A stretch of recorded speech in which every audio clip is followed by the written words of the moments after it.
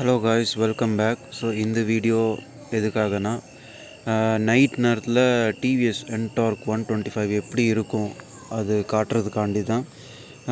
ஆக்சுவலாக பார்த்திங்கன்னா என்டார்க் வந்து நைட் நேரத்தில் இன்னும் அழகாக இருக்கும் பார்க்குறதுல.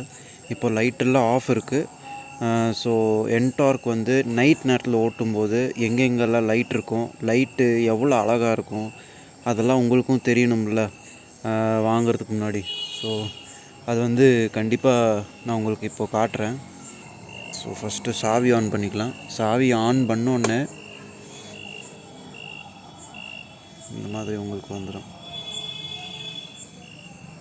ஸோ ஃபீச்சர்ஸ் பற்றி நான் வந்து இன்னும் தனியாக வேறு ஒரு வீடியோ போட்டுடுறேன். பட் நைட் நேரத்தில் இப்படி தான் இருக்கும். இந்த மாதிரி ஒரு பெரிய ஒரு டிஎஃப்டி டிஸ்பிளே.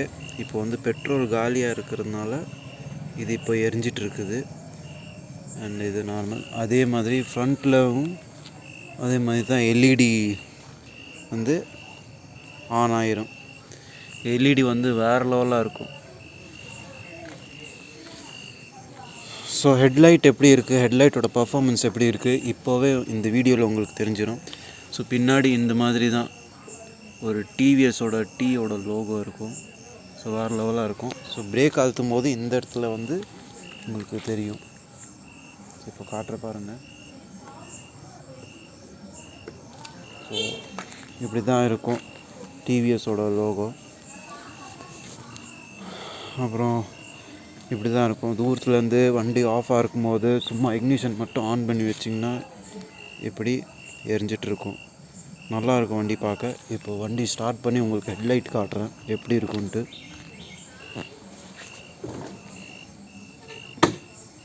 ஸோ முன்னாடி பார்க்கலாம்.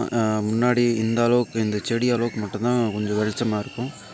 அதுக்கப்புறம் அந்த சைடெல்லாம் இருட்டாக இருக்கும். ஸோ அப்போவும் உங்களுக்கு தெரிஞ்சிடும் எவ்வளோ ப்ரைட்டாக இருக்கும் அப்படின்ட்டு.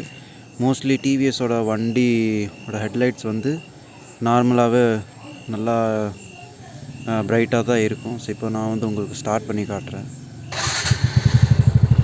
பார்த்தீங்களா, இதுதான் வந்து டிப்பர், சரிங்களா? So low light.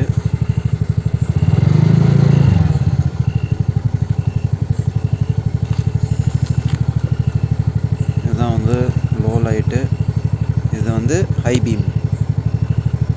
பார்த்தீங்களா என்ன அழகாக இருக்கு. ரொம்ப தூரம் வரைக்கும் போகுங்க.